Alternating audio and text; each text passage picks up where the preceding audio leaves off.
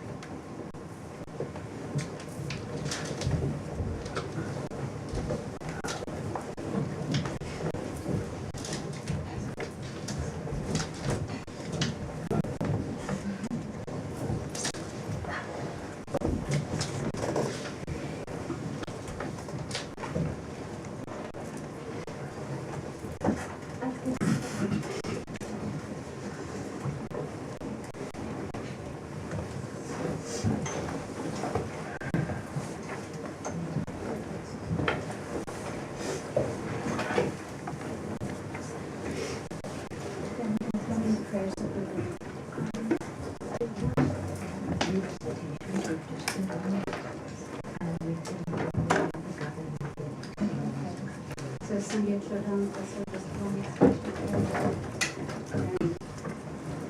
skipping Venerable. Yeah, skipping ones. Page 7 for refuge and bodhicitta. One recitation, and then follow through for immeasurables, praise to Shakyamuni Buddha, and then we skip to Heart Sutra and offering the mandala.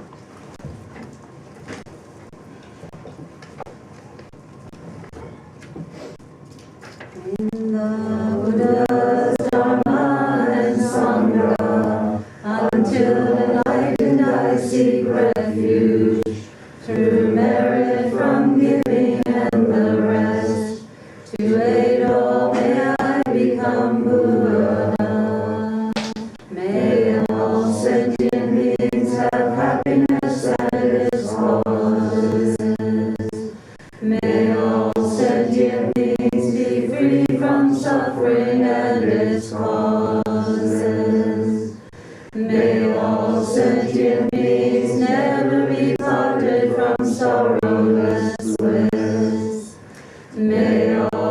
sentient beings abide in equanimity, free from bias, attachment, and hatred. To the founder, the endowed, transcendent destroyer, the one God beyond, the foe destroyer, the completely perfected, fully awakened being, perfect in knowledge and in good conduct, who got to know the world, supreme guide of human beings to be tamed, teacher of gods and human beings, to you the completely and fully awakened one, the endowed, transcendent destroyer, the glorious conqueror, the subduer, the Shakti clan, I prostrate, make offerings and go for refuge. When, O supreme among humans, you were born on this earth, you paced out 7 strides, then said, I am supreme in this world. To you who are wise then I prostrate. With pure bodies formed supremely pure, wisdom ocean like a golden mountain, fame blazes in the 3 worlds. When I bless, Lord, to you I prostrate. With the supreme science, face like spotless moon, color like gold, to you I prostrate. Dust free like you, the 3 worlds are not, incomparably wise one, to you I prostrate. The Savior having great compassion, the Founder having all understanding, the field of merit with qualities like the vast ocean, to you the one gone to thus I prostrate. The purity that frees one from attachment, the virtue that frees one from the lower realms, the one path, the sublime pure reality, to the Dharma that passed wise I prostrate. To a liberated and also show the path to liberation, the holy field qualified with realizations, who are devoted to moral precepts. To you, the sublime community intending virtue, I prostrate. Homage to the supreme Buddha, homage to the Dharma refuge, homage to the great Sangha, to all 3 ever devout homage. To all worthy of respect, that I am embodied, to all worthy of respect, as many as all realms, atoms, and all aspects. With supreme faith I pay homage. Not commit any non-virtuous actions, perform only perfect virtuous actions. Subdue your mind thoroughly. This is the teaching of the Buddha. A star, a mirage, a flame of a lamp, an illusion, a drop of dew or a bubble, a dream, a flash of lightning in a cloud. Seek conditioned things as such. Through these merits may sentient beings attain the reign of all seeing, subdue the four faults, and be delivered from samsara's ocean, perturbed by the waves of aging, sickness, and death. The Heart Sutra on page 23.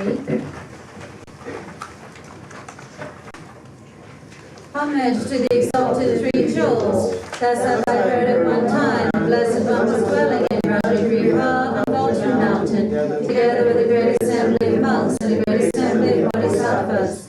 At that time, the Blessed One was absorbed in the concentration of the countless aspects of phenomena called profound illumination.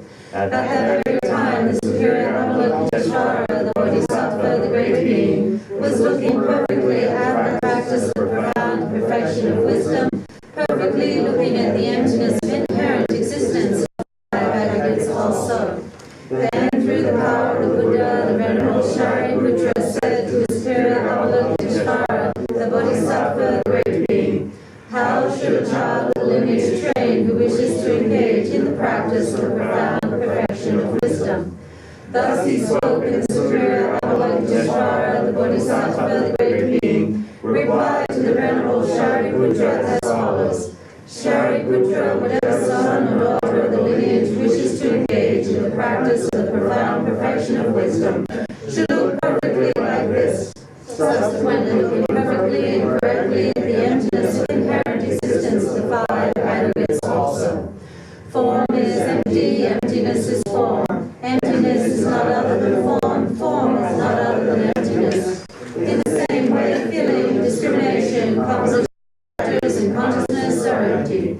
Shariputra, like these all phenomena are empty, without characteristics. They are not produced and do not cease. They have no defilement and no separation from defilement. They have no decrease and no increase. Therefore, Shariputra, in emptiness there is no form, no feeling, no discrimination, no compositional factors, no consciousness. There is no eye, no ear, no nose, no tongue, no body, no mind, no visible form, no sound, no smell, no taste, no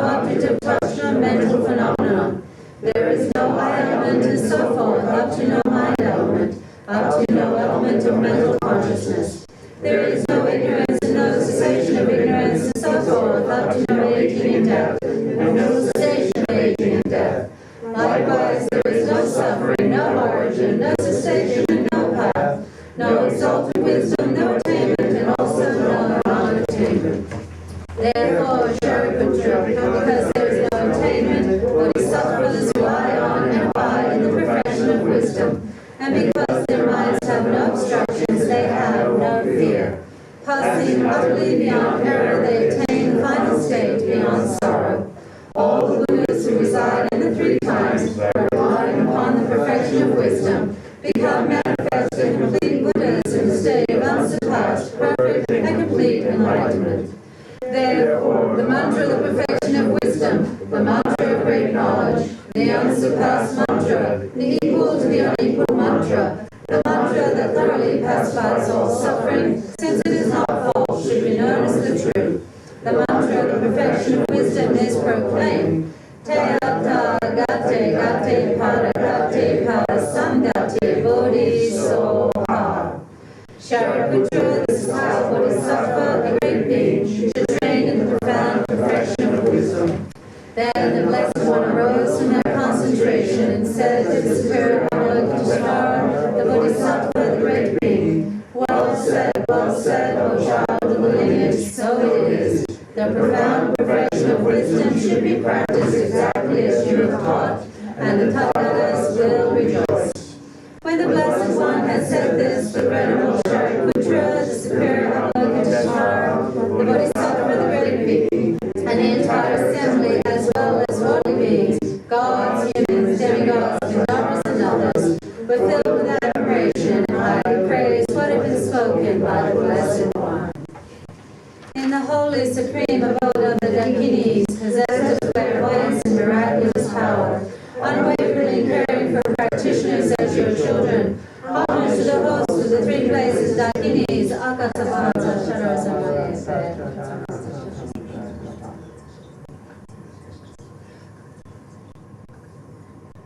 Akatamara Tashara Samaraya Kaya Tayata Om Gate Gate Paragate Pa Samgate Bodhi Soha.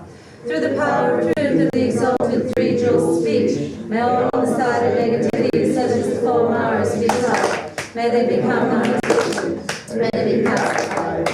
All enemies, destructors, and hindrances Shante Kuriya Soha.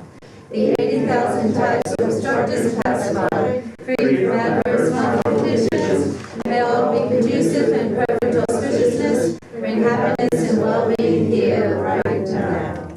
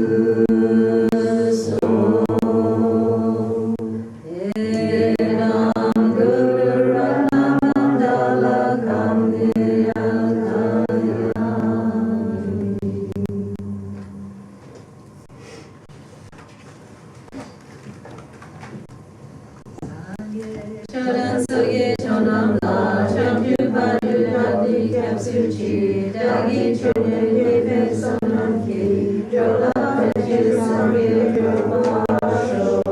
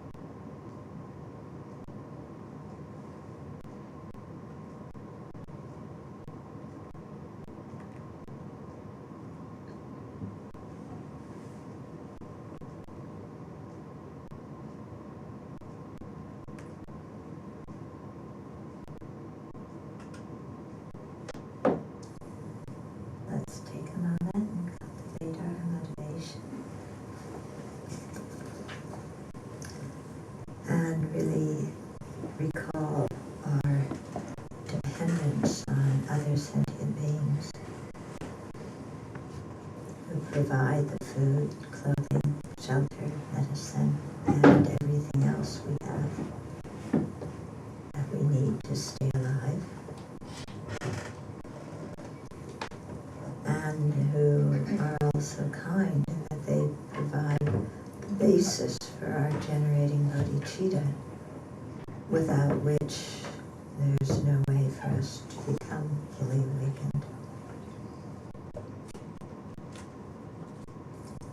So with a feeling of closeness to sentient beings, knowing that we're all alike in wanting happiness and not suffering, and with an appreciation of the dependence on them, then let's cultivate a mind that cares about sentient beings, that wants to be them to be happy and free of misery, and a mind that is willing to have enthusiastic effort on our own part to purify our mind and develop all good qualities, so we can be of the most effective benefit to all others. And so with this motivation, let us share the evening together and share the Dharma.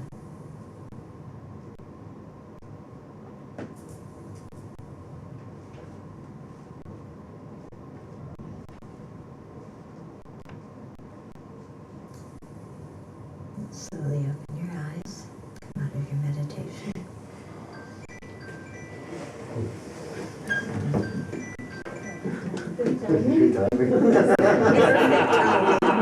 Meditation now. Right. Okay, so last night we started talking about the 4 seals, the 4 qualities or tenets that all Buddhists of whatever tradition share.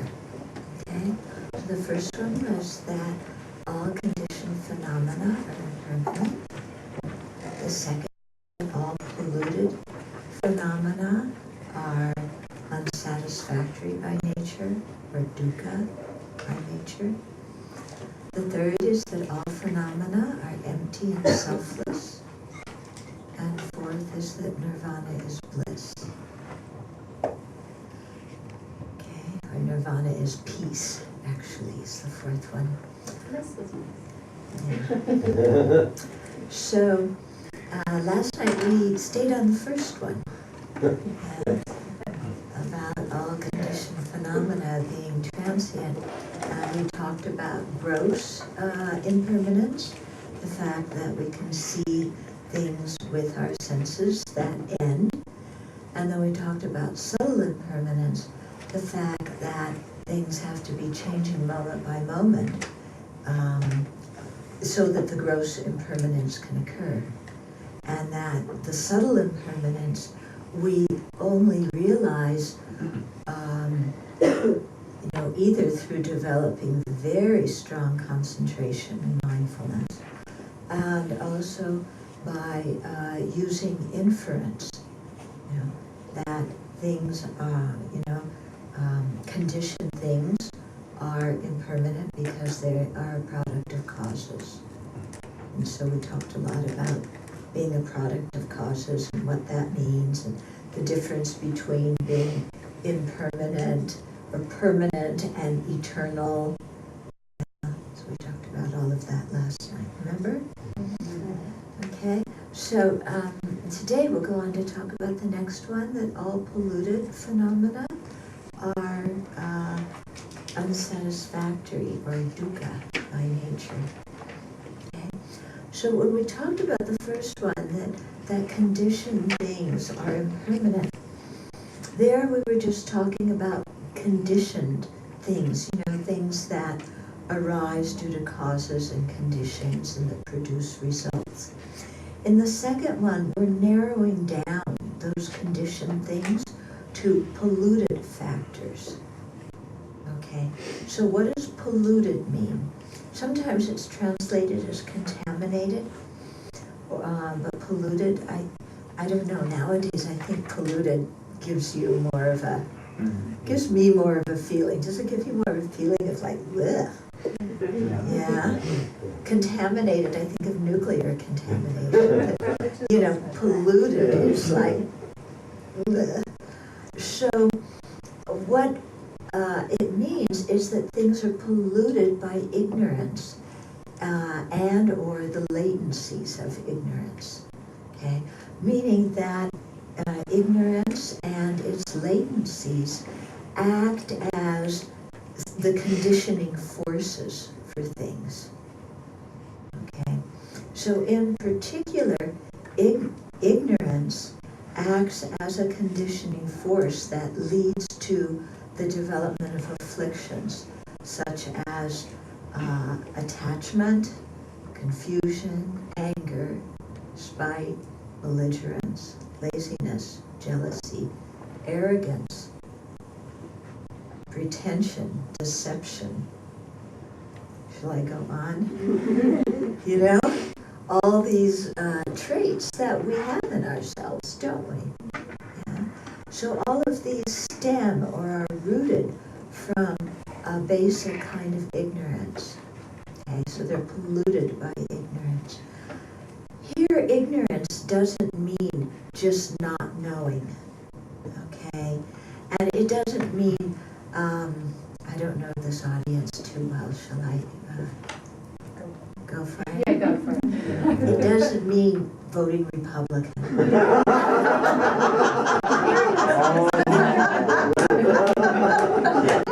Am I overstepping that? Somebody, somebody came to me once some years ago and said, I really like the teachings on compassion, but I have a really hard time having compassion for Republicans. Really surprised. Yeah. So, anyway, but you elected Scott Brown, didn't you? Yeah. That's been 2 years. And now we have Elizabeth Warren. We made up for it.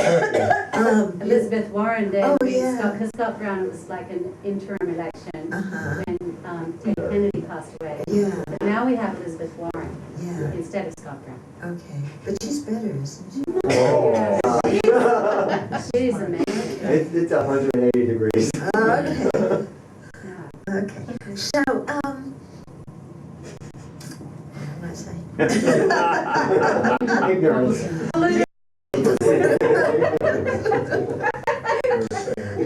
Okay, so, you know, what ignorance is, okay, like I said, it's not just not knowing or, you know, general stupidity or something. It is actively misapprehending how things exist, okay? So whereas everything exists in dependence on other factors, things exist dependent on causes and conditions, they depend on parts, they are mutually dependent, like long and short, they depend on being designated by term and concept, they depend on our mind. So even though everything exists in a dependent fashion, ignorance apprehends or grasps things as existing independent of other things, okay? And that way of grasping is so natural in us that we don't even realize we're doing it. I mean, we're so ignorant that we don't realize we're ignorant because we assume that the way things appear to us is how they exist, and the way we apprehend them is valid, and they really exist in that way. Okay? But if you remember on the first night when I was talking about our friends, the Rose, yes, they got moved away. I had a red rose before. Oh, we'll try a new one. Impermanence. Oh, yeah, see, they're definitely impermanent. Definitely impermanent. You can see starting to grow brown all around the edge. But remember we were talking about how it looks like this is a rose from its side, but if we were to examine everything here, there's nothing we could identify as being the rose. Yeah, if we took it apart and looked at each petal itself is not a rose. Collection of petals is not a rose. Because each petal is not a rose. So how can a collection of non-roses be a rose? It would be like a collection of oranges being an apple. Okay. So not even the collection of the parts is the rose. A collection is just a collection. Yeah. So although it appears to have the nature of rose coming from its own side, actually, yeah, that's just an appearance, because there's only the petals, and the petals themselves can be subdivided into parts. And it's only a rose because on the basis of the collection of petals put in a certain fashion, because not any old collection of petals is a rose. If you just threw them in a heap, you wouldn't say that's a rose. So it has to be a collection in a certain fashion that all of us have agreed with our conceptual mind to identify as an object and to refer to it with the label rose. And that's how rose comes into existence. So even though rose exists in that way, when we see it, we think it's already a rose out there objectively, so that anybody who walked in the room would see it that way. Yeah. Similarly, when we think of ourselves, we think of ourselves as one solid person, independent of everything else. Yeah. In fact, we depend on the collection of our body and mind. If you just have the body and no mind, you don't have a person, you have a corpse. If you have the mind but you don't have a body, again, you don't have a person. Yeah? So you need the collection, and then the person is labeled in dependence upon that collection. But the way we perceive ourselves and everybody else, it seems like there is something that is truly the person out there somewhere, or in here somewhere. Yeah. When you say I, it feels like there's a person, doesn't it? Somewhere inside here. You've never stopped to examine exactly where, but it's somewhere here. You know, it's not exactly the same as your body or your mind, but it's also not totally different from them either. Yeah? But there's me. And we look at me as something that is a given. Yeah, me. Everything starts with me. And yet, you know, we are simply a dependent phenomena. Dependent on causes and conditions, dependent on the body and mind, dependent on the conceptual mind, putting that data together and giving it the label person. Okay? So ignorance sees things or apprehends things in the exact opposite way from how they exist. It apprehends them as inherent or independent, whereas in fact they are dependent.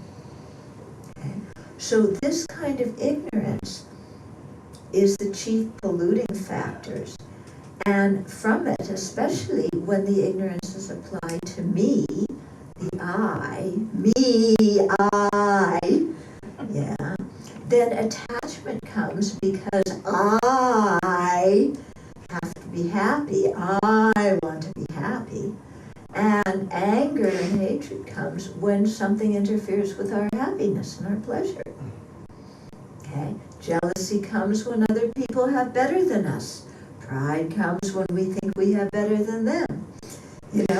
And then you get this whole set of different mental factors, okay? Based on the misapprehension of ignorance. So you have ignorance, then you have the mental afflictions. Then, due to the mental afflictions, we do actions, okay? With our mind, we think different thoughts, we plan different things, okay? With our speech, we communicate. With our body, we do various deeds, okay? So we commit karma, or actions of body, speech, and mind. Actions of, okay? So the karma comes from the various afflictions, and also we create karma based on virtuous mental factors too. We have love and compassion and wisdom and, you know, many virtuous mental factors. But even those in our samsaric state, you know, they, in our state of ignorance, even those too are contaminated by ignorance. Okay? So, we have ignorance, afflictions, karma. Those three go in order of how they're produced, and then from the karma, we get rebirth and cyclic existence. From the karma, we get our new set of 5 aggregates in each life. You remember the first night we talked about the 5 aggregates? The form aggregate, which is the body, and then the 4 mental aggregates of feeling, discrimination, compositional factors or volitional factors, however you want to translate it, and then primary consciousnesses. Okay? So when we're reborn, what we're reborn as is conditioned by our karma, which originated from the mental afflictions, or in the case of a good birth, from virtuous, virtuous mental factors. And then all of those are reliant upon ignorance. Okay? The afflictions cannot exist without ignorance. Okay? The virtuous mental factors can exist without ignorance. And so that's why it's possible to eliminate the ignorance and still have the virtuous mental factors left. Okay? Because the virtuous mental factors do not rest on this misapprehension of reality. Whereas anger, hatred, spite, belligerence, all these things, they can't arise unless there's ignorance, grasping at inherent existence underlying them. Okay? So there you have the whole evolution of cyclic existence. Okay? Ignorance, afflictions, karma, then the result is called dukkha, unsatisfactory conditions. So the unsatisfactory conditions are our body and mind. Why are they unsatisfactory? Because they're under the control of ignorance, which means we're not free. So we Americans like to think we are free, the land of the free. I won't even talk about the fact that on a conventional level that's not true. But, we won't even get into that. But, we think we're free because we can go here, we can go there, we can think whatever we want, we can go shopping whenever we want. We're very free. Okay. But if you look, are we really free? Is our existence one in which we're really free? Okay. So first of all, did you choose to be born? No. Okay. As soon as we're born, we always celebrate birth. Whoopee! There's a baby. But as soon as that baby is born, what's happening? They're in the process of aging and going towards death. So birth is the cause of death.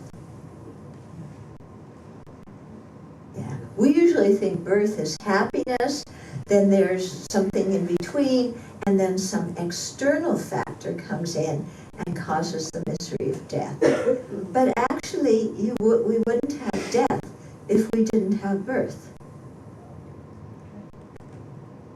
True, isn't it? Okay? So when we are born under the influence of ignorance, then that starts this whole, series of moments, which we call life, which end in death. And nobody's been able to avoid that. And as I said last night, I don't care what parts of the body the cryogenesis frees of you, freeze, Freeze, still, we're dying, okay? Then in between birth and death, what happens? Suffering. Yeah, well, there's suffering, yeah. There's a lot of very gross, obvious suffering, like sickness, okay? But then there's what we also call happiness, isn't there? Not all of life is suffering.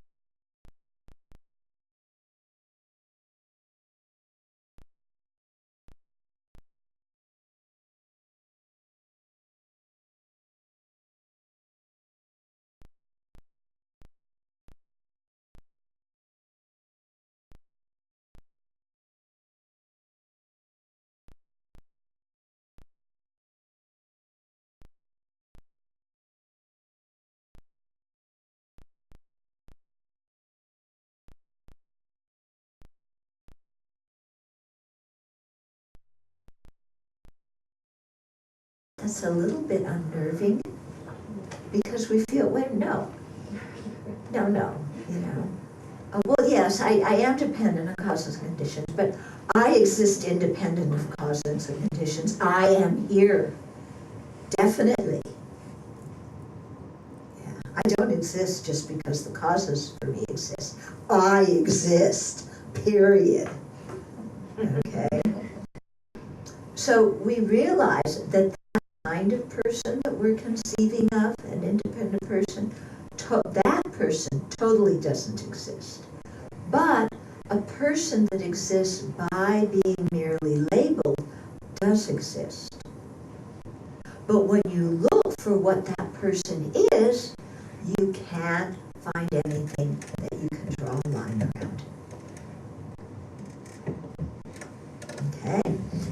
So it's this weird kind of thing. It appears to be there, but when you look for it, you can't find it. Yeah, so our friend the rose here. Yeah, if we took all the petals and we scattered them around, there is no rose. Right? Yeah, he loves me, I scattered all the petals around, then there's no rose. Yeah. When we put the petals together just in a heap, there's still no rose. When we put the petals together in this formation, there's still no rose. When we put the petals together in this formation and we all agree to call it a rose and to see it as one object, then there's a rose. So the rose exists dependent on our minds, dependent on concept, because concept puts the parts together, and term, it puts the parts together to make one thing. And then term, or label, is the name we give to it. So everything exists dependent in that way. Okay? So that kind of rose exists. But when we look at this, we forget that we labeled it rose. We can forget that we conceived of it as rose. And instead, we think it has a rose nature from its own side. And it appears to be objectively out there as a rose. So you have this weird thing of it appears to be objectively existent, but that appearance is false. But when you look for what exactly the rose is, you can't find it. But when you don't look for what the rose is, and you just accept things on the level of appearance, there's a rose. We can't say there's no rose. Yeah. Because there's something here, but we can't identify exactly what it is that's here. You getting? Yeah? So it's the same thing with the self. We feel like, oh, there's me here. But when we search for exactly what the word I or me refers to, we can't point at anything. Yeah. Does the word I refer to your body? Are you your body? If your body was there, would you say, I'm there? No. Does your body refer to your mind? If your mind is there, do you say, I'm there? Well, maybe. Yeah, maybe.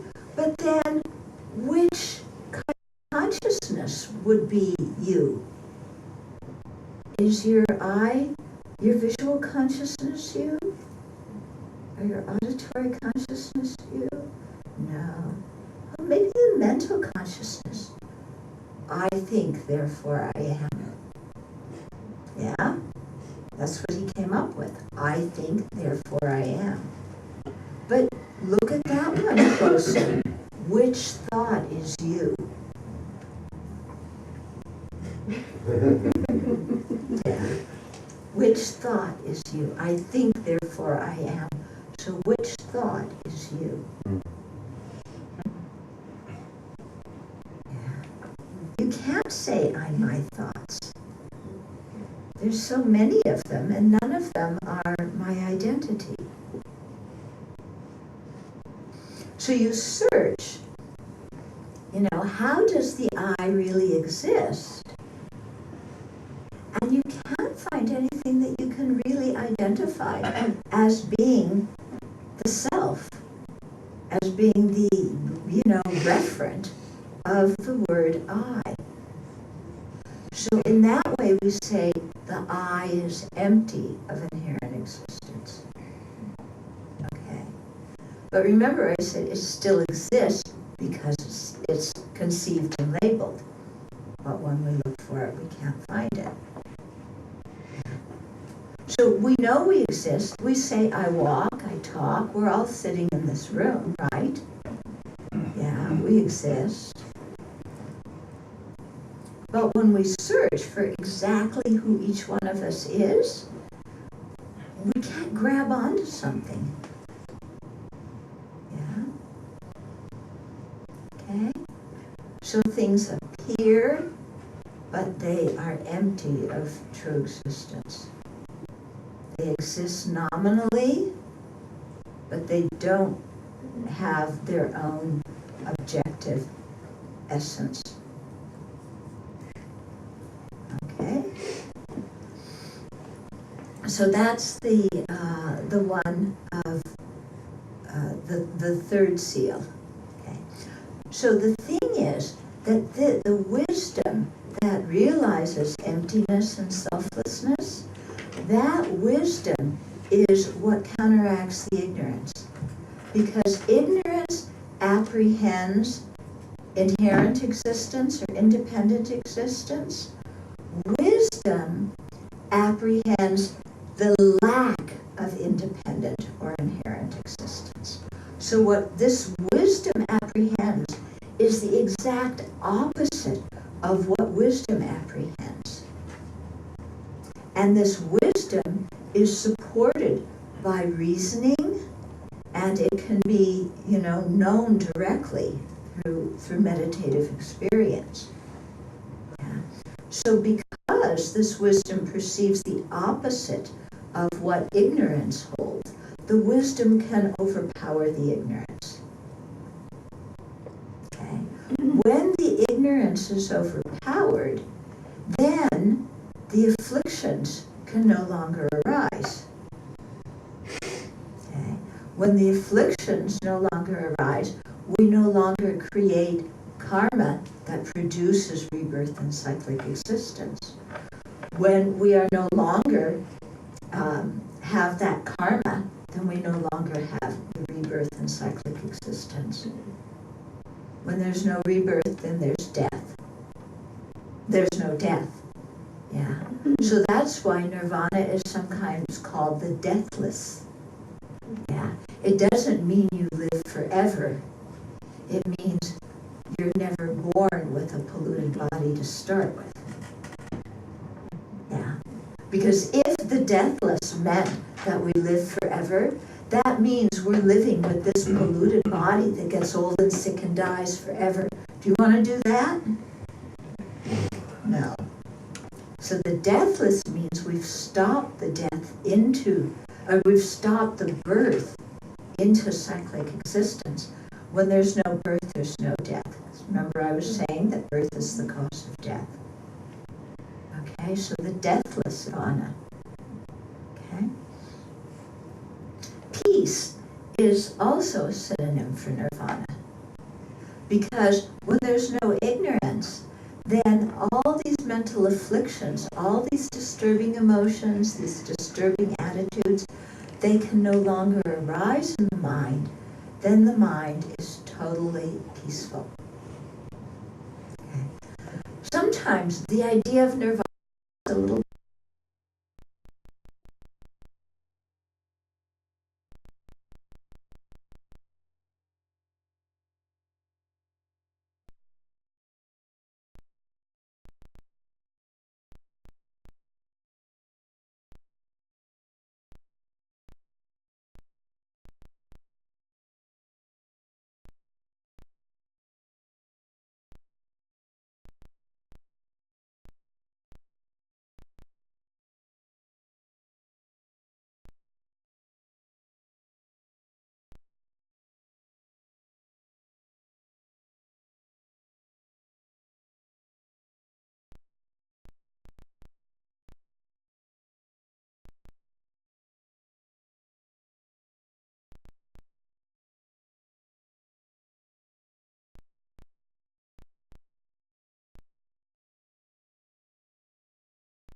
of anger in here that is going to react in response to any situation.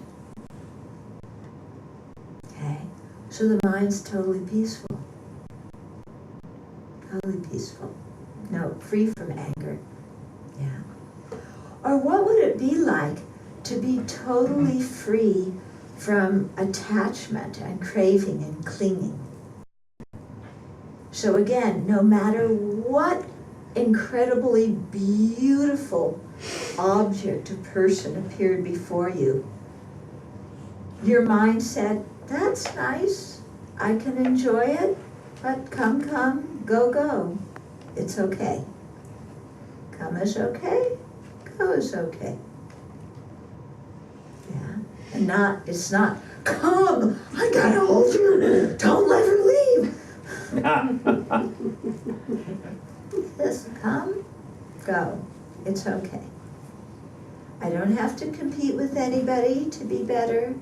I don't need more and better than anybody else. I'm satisfied with who I am, what I do, what I have. You think that would be nice? Yeah. Yeah, free from attachment and craving. Woof, what a relief. Yeah. So if we just imagine what this is like, that gives us some inkling of what nirvana is like. And that's why they say nirvana is peace. Yeah. It's a peace that can never disappear. It's a peace that's blissful, that once we've attained it, there's no cause for it ever to decline. Okay. On top of that, if we develop compassion and love for every living being, and we develop the bodhicitta mind, then we can use our realization of emptiness to eliminate not just the ignorance and afflictions and the karma that produces cyclic existence, but every single defilement from the mind altogether, including the latencies of ignorance, the latencies of the afflictions, what we call the subtle dualistic appearance. All of that can be eliminated.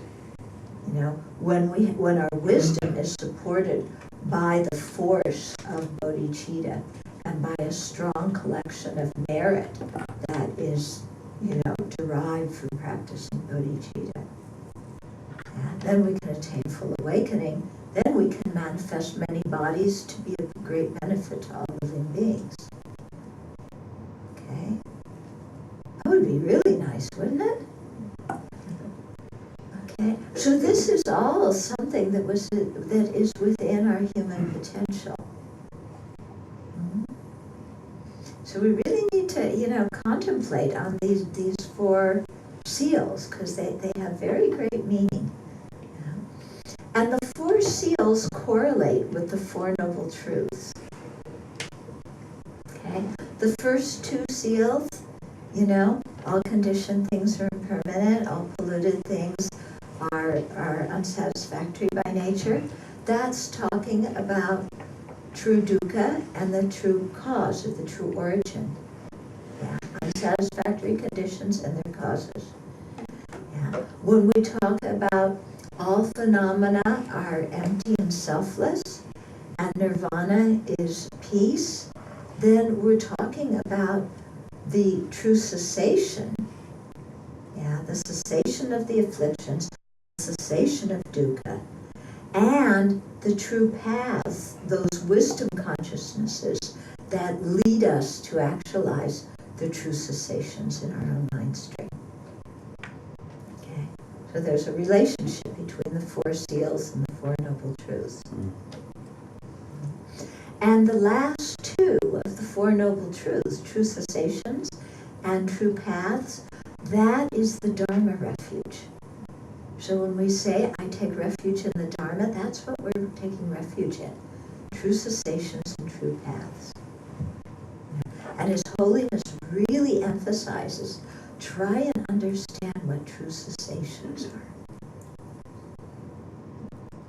Yeah, that's our koan.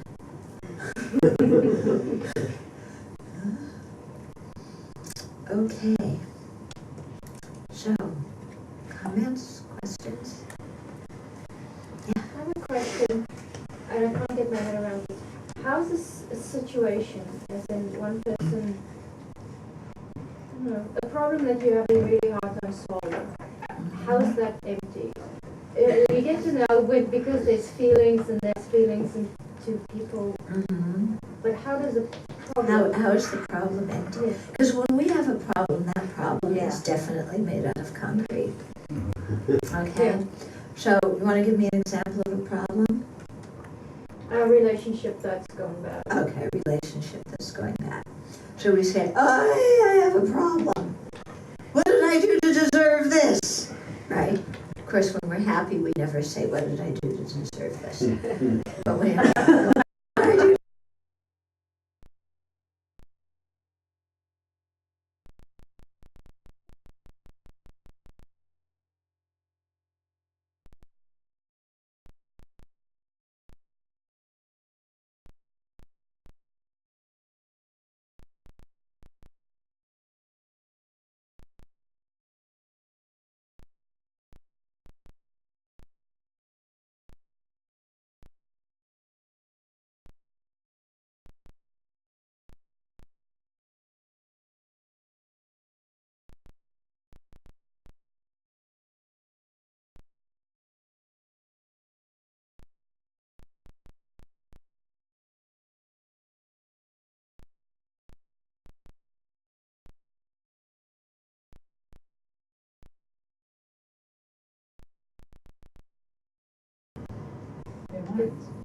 No, the thing they did. But the person isn't the action. Their intention. Is the person their intention? Their intention is just a thought in their mind. We don't even know what that is. How can their intention be a problem? They have a thought, an intention in their mind? Because the intention developed into a chronic action. Yeah, but is an action a problem? That person, what they did, they thought it was okay. Is how you react to it. It's all perception. So is the problem me?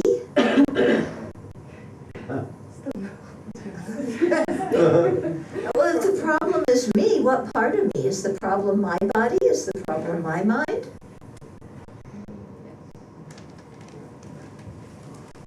Your mind. The problem's my mind? Which mind? Which thought? Which emotion is the problem? It's your wrong view. My wrong view is the problem. I think so. So the Can you draw a line around my wrong view? I have so many of them. Which one is the problem? It's your general not seeing things clearly or accurately, right? Yeah, but okay, so you might be saying my ignorance is the problem, but there's many moments of ignorance. Which moment of ignorance is there? Is the problem? I'll add it up. Plus, plus, plus. No, but a collection, you can't have a collection, because a collection is just, you can subdivide it into its different parts. When you start looking like this, can you actually identify something that is the problem? No. Okay. Can you? Well, you kind of feel like there's this spark, that there's this, incident that happens, and that's the problem. Kind of, it's But my what, feeling. what came of it? But the incident is no longer happening, so what's the problem? Yeah, that's my problem.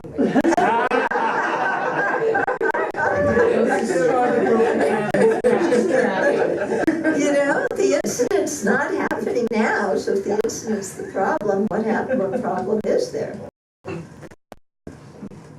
The result. It's how you feel. Which result? Which feeling? The bad ones. The unpleasant feelings. The unpleasant feelings. But, so my unpleasant feelings are the problem. Which unpleasant feeling? Again, I have so many of them. What I'm getting at, you see, when you're looking for exactly what is the basis of the label problem, yeah, what exactly are we labeling problem on? We can't really identify one thing or one moment of one thing and say from its side it is radiating problem, problem, problem. Because if you say the problem is the other person, well, if there wasn't me, then there would be no problem. Because they're, you know, that whatever, or you say the problem is their action, yeah, they're doing that action in relationship to me. If there's no me, there's no action. So that counts for even when you feel you're the problem, you kind of twist it around. Yeah, well, again, what, if you say I'm the problem, what part of you is the problem? Yeah, is your hair the problem? Is your liver the problem? Is it just the label of problem that is the problem? I mean, that's like what you're getting, I mean. Yeah, what we're getting at is that problem is something that is just merely labeled, isn't it? Yeah, It's the rose. It's like when yeah, right. It's like, the whole. well, except the whole thing isn't the rose. Right. The rose is labeled in dependence upon all this thing. So problem is labeled in dependence upon all the different components. But if you take away any one of those components, you don't have the basis for the label problem. And if you try and see if any of the components is the problem, you can't say it's the problem. Can you say the same thing about self? Yeah. So that's what emptiness is. But Yeah, emptiness means that although things appear to have their own independent essence that you can find, when you search for what they are, you can't find anything on the side of the basis of the label that is whatever it is that you're talking about, that is the designated object, okay? So the rose is empty because it's empty of inherent existence because we can't find anything in this thing that is the rose, and we can't find anything separate from this that is the rose. Okay? Are virtuous actions empty as well? Yep, everything is empty. is that a difficult concept to understand? If it were easy, we would have been fully awakened eons ago. Yeah, so yes, it is difficult to understand. Yeah. But if we try to understand, it has a very powerful effect on our mind and can be very, very Understand it helpful. and accept it.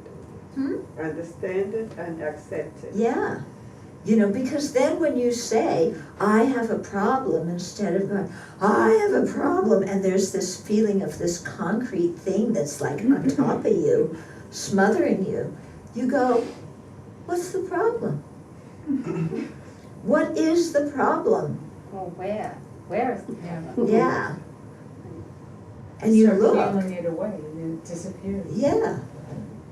You see that, you know, okay, there might be a problem, but it's just a merely labeled thing, dependent on term and concept. There's nothing that is so solid and right there that we have to fight with. Hmm? It's very interesting. Another thing that is good to think about in terms of emptiness is money. Right. Okay? Yeah, when you have like $100 bill, I think that's the highest currency we'd make, isn't it? Yes. Yeah, we don't print higher than 100. Yes. Used to. Yes. Okay, Yeah. So, you look at that 100, and it looks like, wow, there is value from that side of that, isn't it? Because we take very good care of our $100 bills.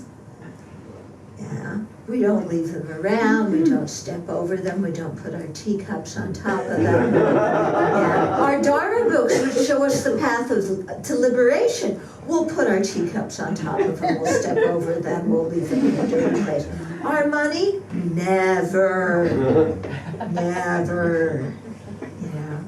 Because we look at that money and it has value right there. But it's a fiat currency. Huh? It's a fiat currency. Fiat? Fiat. What's fiat? It's given value by decree. Yes, exactly. Because all it really is paper and ink. Yeah. That's all it is. Yeah. So when you look, oh, just paper and ink. Oh.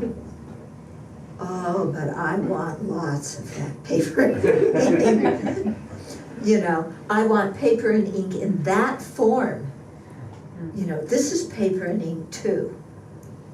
It's not even paper and ink, it's like numbers, just digits. You don't even see the money nowadays. Everyone's paying by credit cards or Yeah. online, right? So Yeah. you don't see anything concrete. Mhm. But you see that, you know, the value we give to cash or the value we give to a piece of plastic is completely coming from our mind. It doesn't exist there in that object. Yeah. The $100 bill is only valuable because our minds give it value. Nothing on the side of it is valuable, from its side is valuable. Yeah. And the same thing with your credit card. It's only valuable because we agreed to give it value. But from its side, a piece of plastic. Yeah.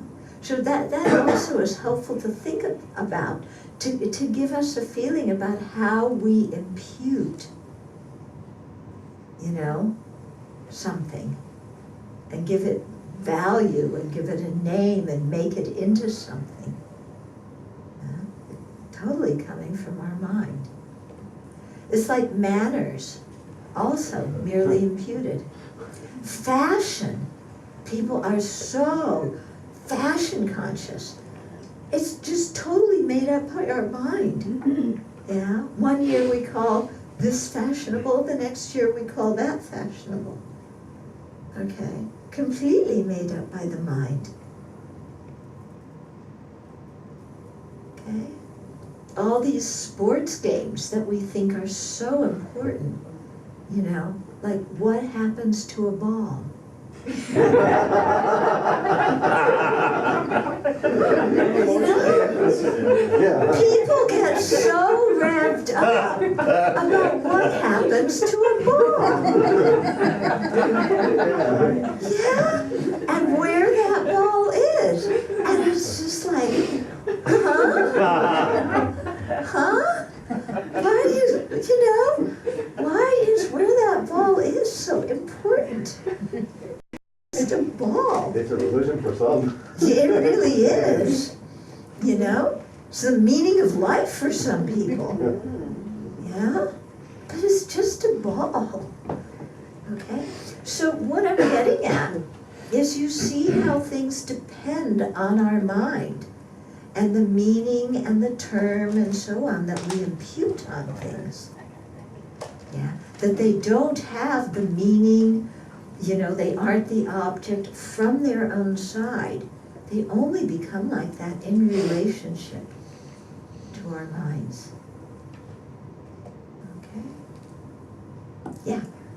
I'm trying to clarify this in my mind. When you're talking about the rose, I understand that you can't point to something about the rose and that's the rose. Mm-hmm. But when Marianne was talking about, you know, like a relationship problem, is it that, you know, she could say what the problem was, and then I might say, or someone else might say, well, I don't know why you see that as a problem, have you ever thought of maybe, you know, whatever you're gonna say? Yeah. Is that the emptiness of the problem? Is that she views it as a problem, but maybe I would see it, go, well, you know, I don't see it that way. That is indicative of the problem being empty.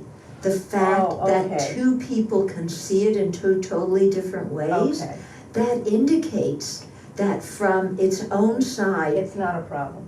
it doesn't, yeah, Oh, I see, okay, so it's Okay. all the mind that sees it as the problem. yeah.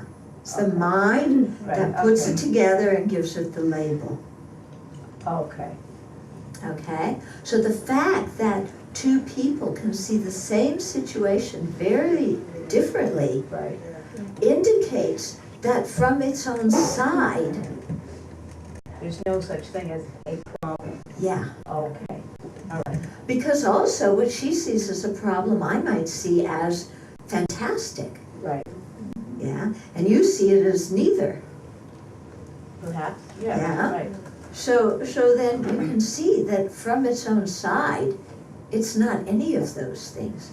Because if it were, you know, Inherently a problem, Yeah, and inher- everyone would see it that way. Exactly. Okay, okay. exactly, All right. yeah. Mm-hmm. I may have missed something, and I apologize. But it seems like with the fourth seal, especially in the context of the four seals, Mm-hmm. that nirvana is incomplete or is not, just as the cessation is not complete. And I think, especially within the Mahayana context, as compassion being not only a means but also a quality of perfect compassion being a quality of enlightenment. How does that fit in then with the four seals, the compassion piece? Okay, because remember the four seals are accepted by all the Buddhist traditions, okay? So some of the traditions accept love and compassion and so on, but they would see that as virtuous states, Okay. yeah, but not necessarily that they aspire to generate bodhicitta. I see. Okay. Okay. So when we talk about nirvana, there's different kinds of nirvana. One kind of nirvana is called non-abiding nirvana. Okay? This nirvana doesn't abide in either the personal peace of just me as an individual being free of cyclic existence, and this nirvana also doesn't abide with me being in cyclic existence. So it's non-abiding because I don't abide in cyclic existence and I don't abide just in my own liberation. Okay? So non-abiding nirvana is another word for the enlightenment of the Buddha. Okay. Okay? Thank you. Yeah? Can you explain that again? Okay, so right now I'm abiding in cyclic existence because, you know, my body, mind, rebirth, everything's under the control of ignorance. Okay, when you have non-abiding nirvana, you don't abide in cyclic existence. Okay, but you also don't abide in your own personal state of liberation. Because let's say I practice really well, I realize emptiness, I get rid of all the afflictions and the karma that causes cyclic existence, I attain liberation, and then I just stay in that state of my own liberation. I don't develop bodhicitta. So I don't totally purify the mind. I'm just content, I've gotten out of cyclic existence, good enough for me, okay? But for a Buddha, that's not good enough. So a Buddha doesn't abide in cyclic existence and also doesn't abide in that state of personal peace, of I got out of samsara. So that's why a Buddha's enlightenment is called non-abiding nirvana. Okay? Yeah. And is that why they say like how the Buddha, or it's said that the Buddha can incarnate or kind of appear in any person, you know, particularly people that are contributing to your dukkha or helping you Yeah. heal. Yeah, because the Buddha has all of those abilities fully developed. Yeah. From the side of a Buddha, there's no hindrance in being of benefit. But the reason that we are not all benefited by enlightened beings is because from our side, we've put up so many barriers, okay? But from the side of a Buddha, there's no barrier or hindrance.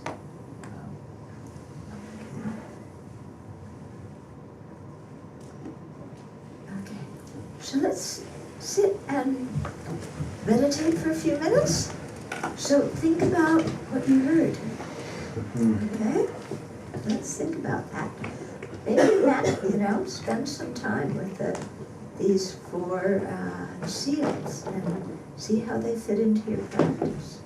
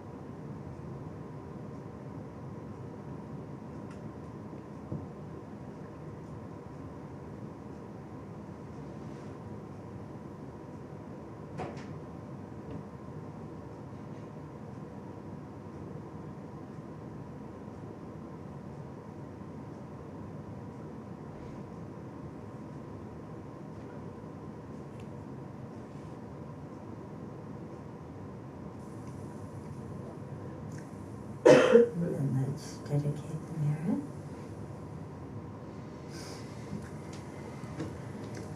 Due to this merit, may we soon attain the awakened state of Kurukulla, that we may be able to liberate all sentient beings from their suffering. May the precious Bodhi mind, not yet born, arise and grow. May the born have no decline, but increase forevermore.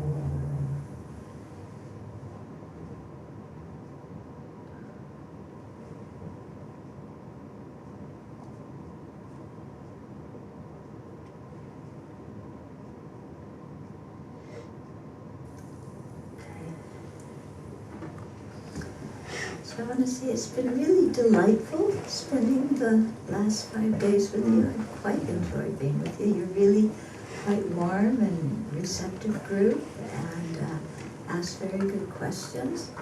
So thank you all very much. You really have quite a wonderful center. So keep going. Just with everything else. And I brought with some mani pills, not money. Okay, so mani as in Omani Peme Home. So they were made in Dharamsala out of herbs and relic substances, and then they put them in bags, and the Sangha comes and recites millions and zillions of Omani Peme Home, Chenrezig's mantra, the mantra of compassion, to consecrate them, to bless them. So you can take them anytime you want. You can save them for when you're sick, or take them now. You can swallow them, or you can dissolve them in your mouth. But it's good when you do to imagine Chenrezig either in the space in front of you or above your head, and recite Om Mani Padme Hum, and imagine light coming from Chenrezig, the Buddha of compassion, into you, purifying you as you take the pill. So if people want to come up, I'm quite happy to give them out to you.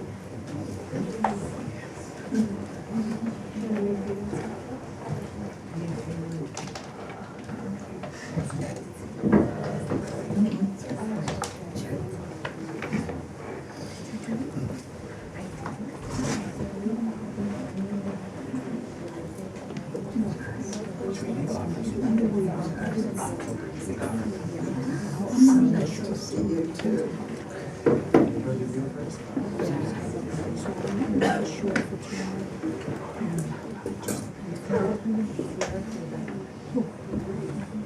Yeah, we just greeted him. We just came in just before the teaching.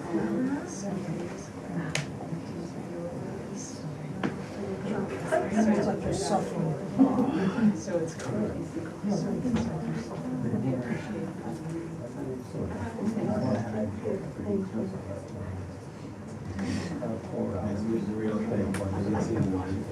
Okay, everybody come to the Abbey.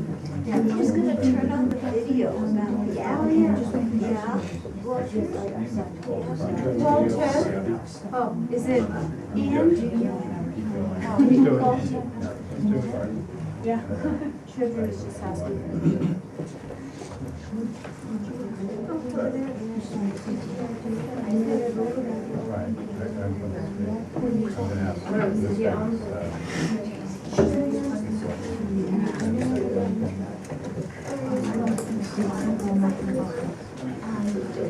Are you going to be around? Yeah. Okay, then I'll let you know.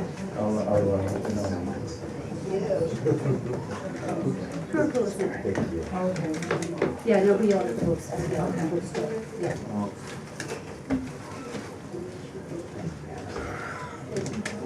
Double check. There are too many stars on it. I know.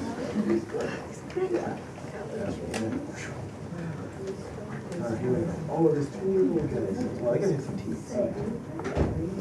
Maybe they'll have. Is this your pen? Yeah.